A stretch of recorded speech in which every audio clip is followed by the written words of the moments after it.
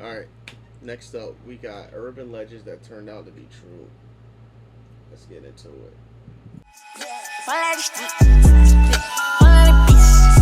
Don't get lost in my mix. I put foes on my knees. I put foes on my shit. She all on my dick. Wanna give it a kiss. Haunted house. West Hobart is an inner-city suburb located in Tasmania, Australia. Over the years, dozens of allegations of supposed hauntings, ghost apparitions, and other paranormal activity have been made by tourists and residents of West Hobart. And it's honestly not too hard to see why, as West Hobart is a pretty old town with a generally creepy vibe. As is usually the case, most of these stories have either turned out to be fake, or the people making the allegations didn't have enough evidence to support their claims, which makes it almost entirely likely that they're hoaxes. But as it turns out, at least one of these stories actually has some amount of truth to it. Back in the late 80s and mid-90s, rumors started spreading of a house in West Hobart that was apparently so haunted it drove its residents insane. At first, the rumors created a huge buzz all over town, with the locals doing everything possible to stay far away from the alleged haunted house. It wasn't until months later that the authorities got involved and finally got a clear picture of the situation. While it was true that the house's residents appeared to be going insane, it didn't have anything to do with paranormal activity, but with the fact that a datura vine had been growing through the trees directly above the home and dropping leaves into the family's rainwater tank. For a long time, the family had been inadvertently consuming microdoses of the plant every single day, which made them slowly but surely start to lose their sanity as they sank further and further into delirium. In case you've never heard of it, datura is a species of plant within the nightshade family, also known as Jimson weed, the devil's weed, or devil's trumpet, and you'll see why in a second. Even though the plant itself looks pretty harmless, it's known for having extremely powerful hallucinogenic properties, which is why it was used for centuries by Native American tribes in coming-of-age rituals and other important ceremonies. The Aztecs also used datura as a painkiller in certain rituals, namely in ritual sacrifices, and it's also commonly used as an ingredient in the ritual of zombification in the Haitian voodoo religion, where it's referred to as the devil's cucumber. As you can probably tell by now, datura isn't your typical recreative hallucinogen, and there's a reason why it's really only ever used in hardcore spiritual rituals and ceremonies, and sometimes by naive people who have no idea what they're getting themselves into. In low to medium doses, datura causes extremely distressing, delirious experiences, and in higher doses it can lead to paralysis and even death. Nowadays, datura is recognized by most tribes as a highly toxic and dangerous plant, and have understandably stopped using it. Before we move on, I wanted to take a minute to talk about War Thunder, the sponsor of this video. As of recently, I've had a growing interest in history, specifically World War I and II, so when War Thunder reached out, it was perfect. War Thunder is an immersive, large-scale, realistic multiplayer action game where you take control of ground vehicles, aircraft, and naval vessels at locations all around the world. It's completely free to play, available on PC, PlayStation, and Xbox. One thing I really like about the game is its realism. Forget unrealistic features like health bars. In War Thunder, every hit on an enemy has a real effect. Like, if you're accurate enough to hit a plane's fuel tank, it will ignite. And you can visualize all the damage you've done with the X-ray mode. War Thunder includes all advanced military technology like guided missiles or even a nuclear strike that can flatten entire maps, making Cropsey.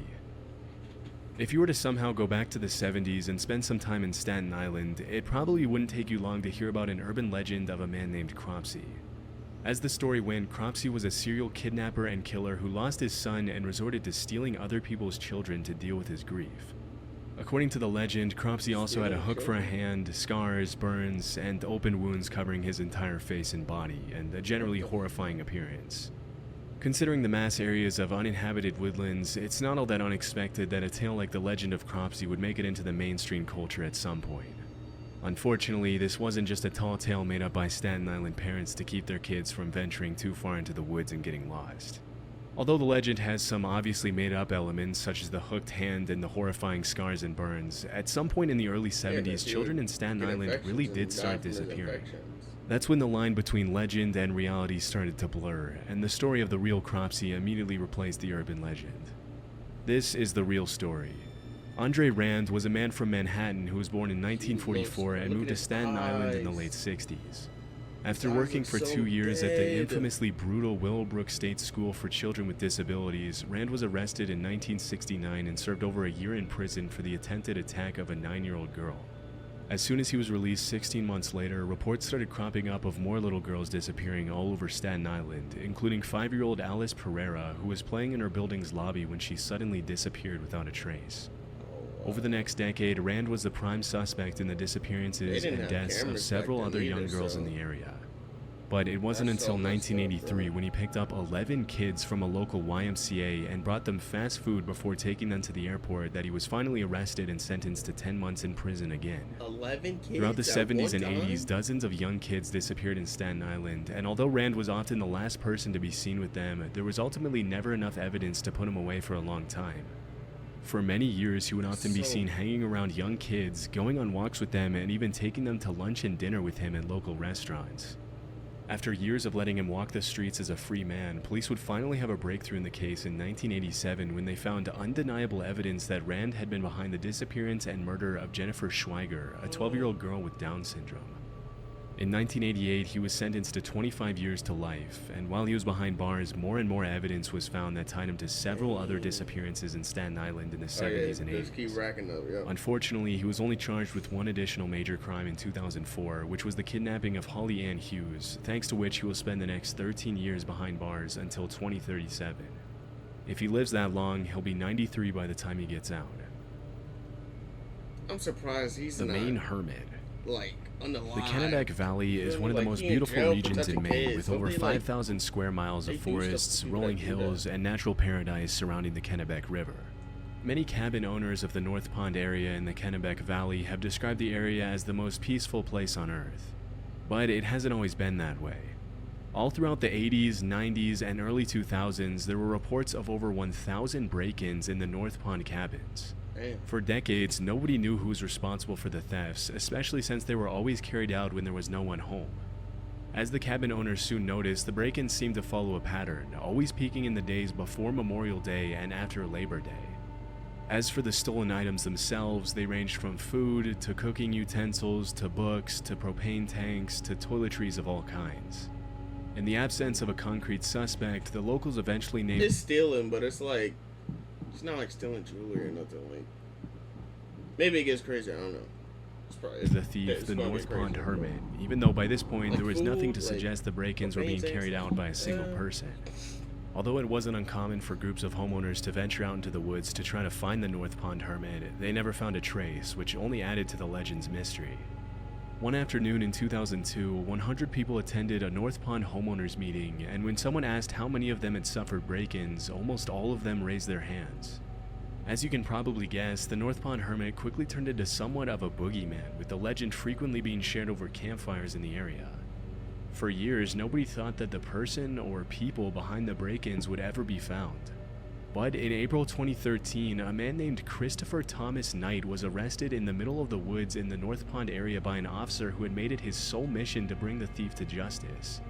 As soon as he was brought to the police station, the cops asked him why he wasn't answering any of their questions. At first, it seemed as though he was having trouble speaking, but eventually he responded that he was ashamed of himself. As it was later revealed, Christopher had been living out in the middle of the woods by himself in an unheated nylon tent, surviving only on the things he stole from nearby. Yeah, like, that's, I get it, like, stealing, like, that's fucked up, whatever, but he's not, like, doing it with ill intention, like. By North Pond cabins. Shockingly, he had survived winter temperatures of 20 degrees below zero for years and hadn't been to a doctor or taken any medicine for 3 decades. What's most incredible about the Hermit's story is that for the entire time he lived in the woods, he didn't have a single conversation with another human being, except for one time when he ran into a hiker and only said hi.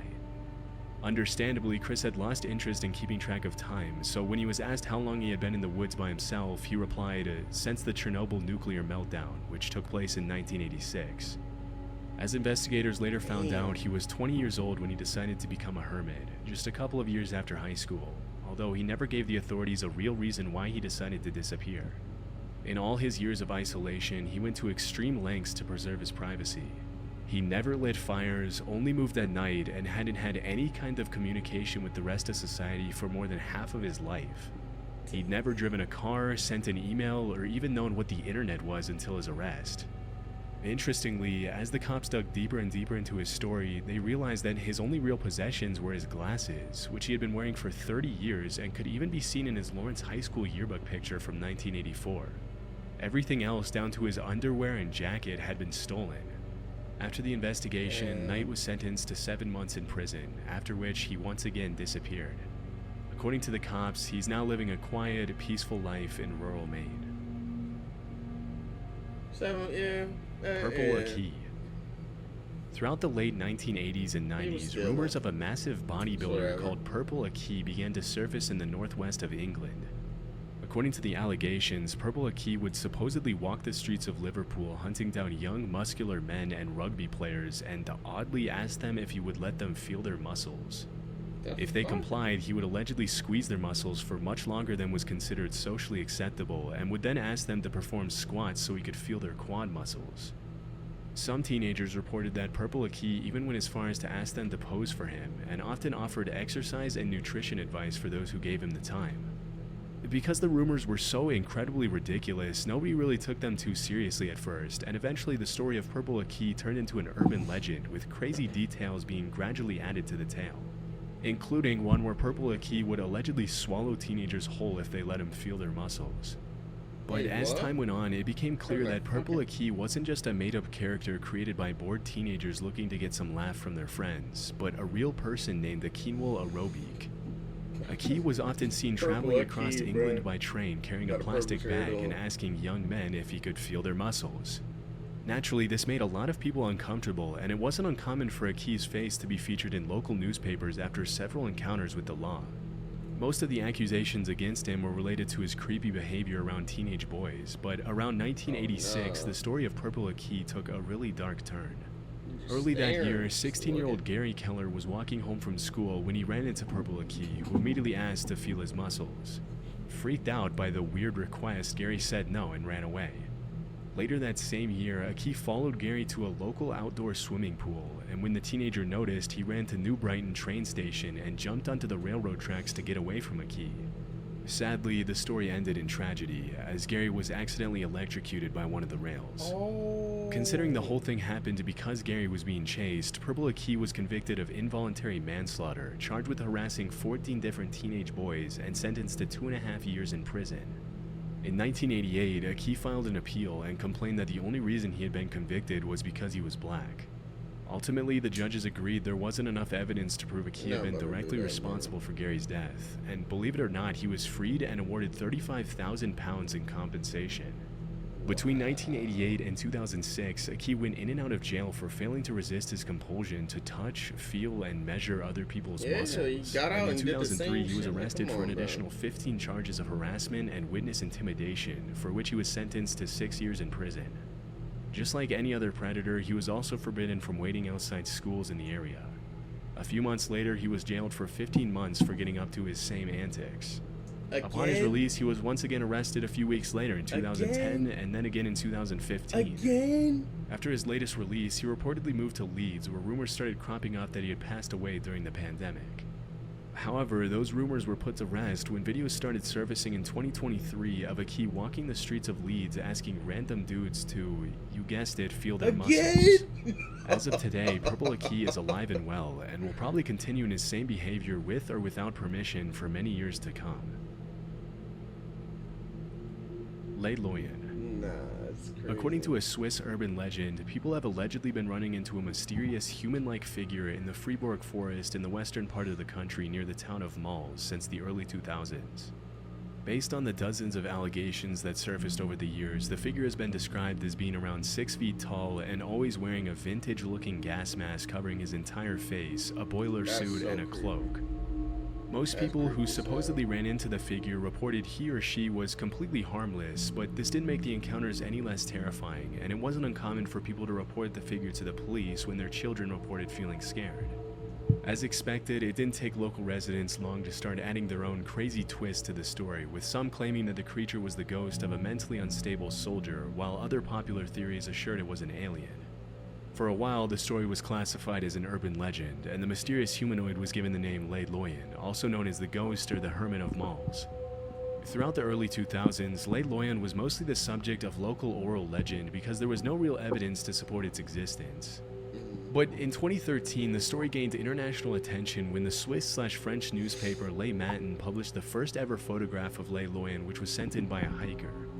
After the photograph was published, there was no turning back, as people from all over the country started to make trips to the woods outside malls for a chance to catch a glimpse of Lei Loyan.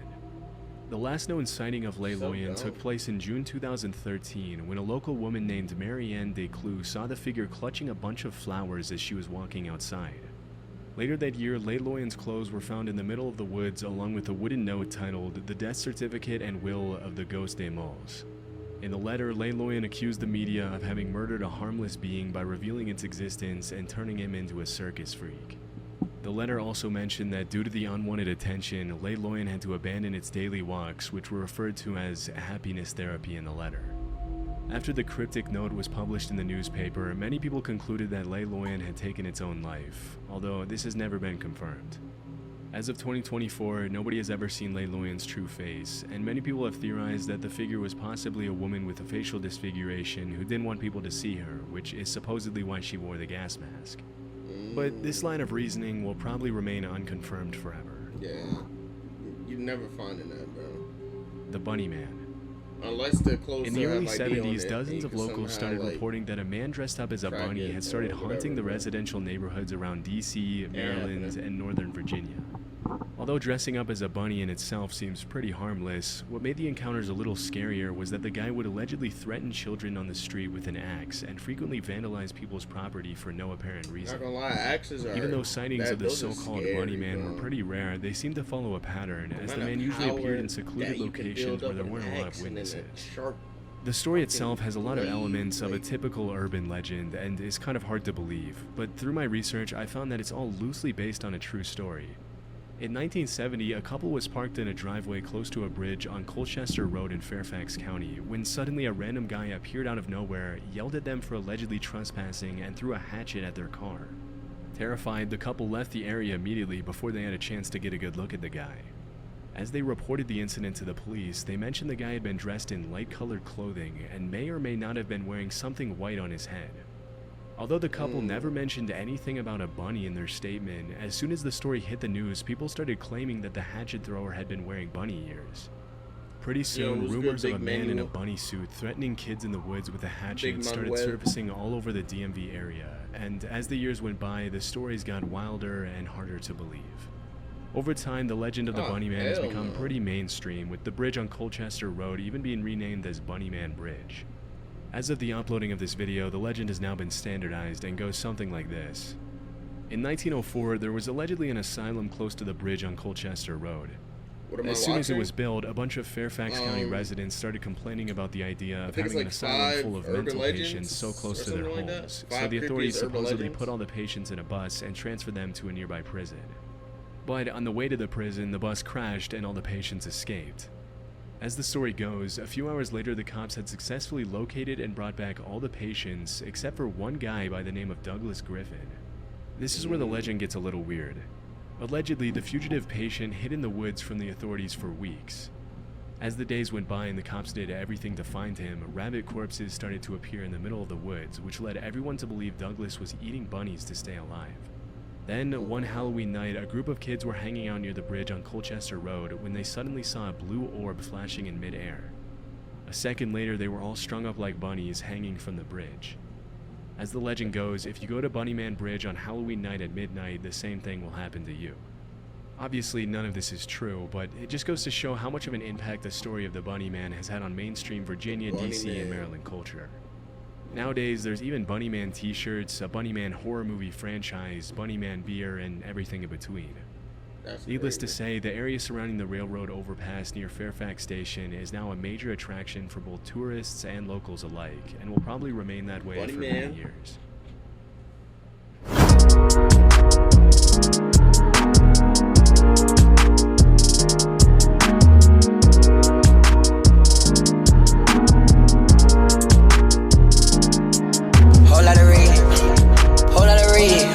One shot to the head, nigga, you dead.